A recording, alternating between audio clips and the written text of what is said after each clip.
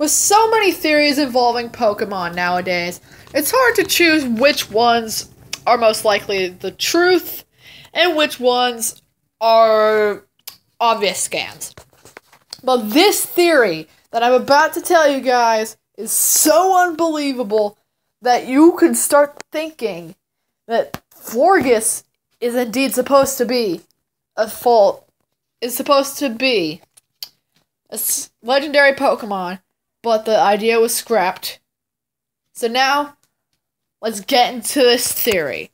So before we do this, though, let's go into the details.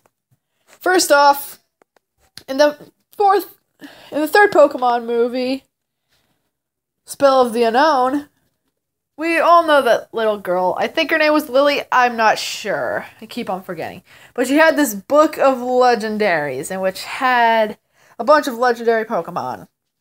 And there's a sun Pokemon, in which I guess is supposed to be Solgaleo.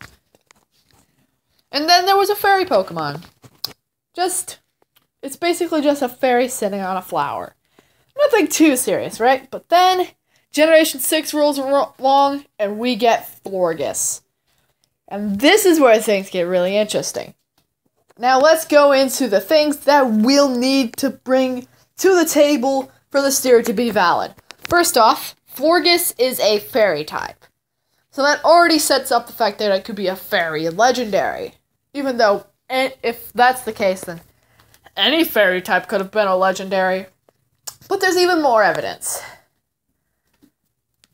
Like, you've been aware that Solgaleo evolves from Cosmoem in Pokemon Sun version, and Cosmoem evolves from Cosmog, which is also known as Nebby. Why won't you get in the bag? Okay, all jokes aside, even though evolution isn't really anything to prove with a legendary Pokemon, keep in mind that X and Y was supposed to be a test game to see if the 3DS could hold the amount of horsepower, or whatever it's called, the amount of data, or all sorts of different variables needed for a Pokemon game. This means that X and Y isn't technically an official game, but more of a test game. And Omega Ruby Alpha Sapphire was technically the first legitimate main series game that wasn't technically a test that was released to the public. And it wasn't a test.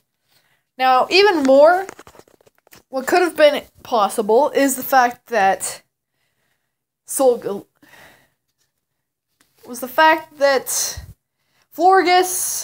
could be a legendary because of its evolutions Floette and Flabebe being incorporated with flowers. What was this fairy legendary sitting on when we first met it? That's right, a flower. Even more, the fairy type symbol resembles Florges to a certain extent. For example, I will get right back to you once I grab a fairy type Pokemon card. Okay guys, we have our Snubble card from what appears to be Breakthrough. And as you can see, look at the fairy type logo. If you put 2 and 2 together, you can kind of see a little resemblance to Florges. Once you see it, you can't unsee it. So other than that evidence, there's one more thing we need to mention, and that is the strongest normal fairy type move currently in existence, which is Light of Ruins, which for some reason can only be learned by one Pokemon in the entire game. Not Xerneas, not any other Pokemon, but Floette. If you keep it a Floette until level 48, I believe. I'll put in the comments, once I find out what really happens, what it's actually supposed to be.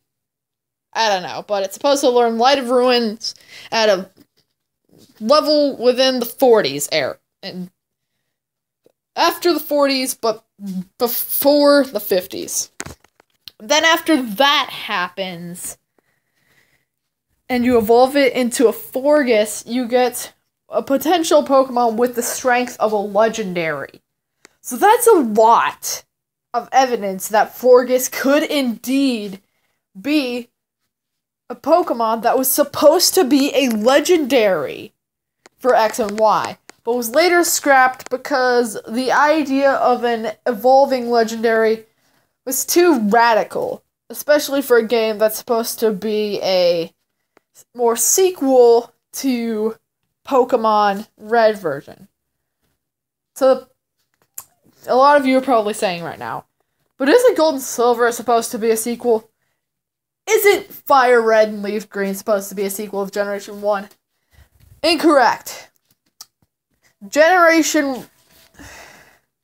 Technically, Fire Red and Leaf Green are remakes of the first generation game, whilst Pokemon Gold, Silver, and Crystal are entirely different generations.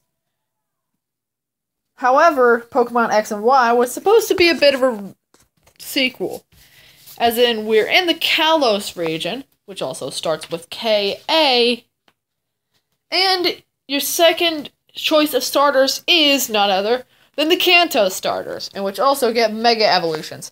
And of course, Charizard is given a bunch of privileges by getting 2 Mega Evolution forms instead of the typical one that Venusaur and Blastoise get.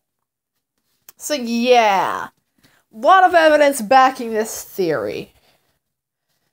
Meaning the fact that it's supposed to be a entirely new, and that they probably saved the concept of evolving legendaries for Generation 7. As it's supposed to be a new generation. They already brought in a new shiny thing with the fairy typing itself and Mega Evolution. So they decided to put in more shiny new things for the 7th generation, being evolving legendaries, Alola forms, Island Guardians, and, of course, Z-moves. So, this theory could easily get, 4.5 4.5 books of legendaries out of 5 if Cartoon Conspiracies actually tried to do this theory. So yeah, guys, thank you for watching this video. Hope you tell me what your ideas on this video, or this theory in general, is in the comments below. And if you want to suggest something else, then just go ahead and tell me so in the comments below. Thank you guys for watching this video, and I'll see you next time. Goodbye.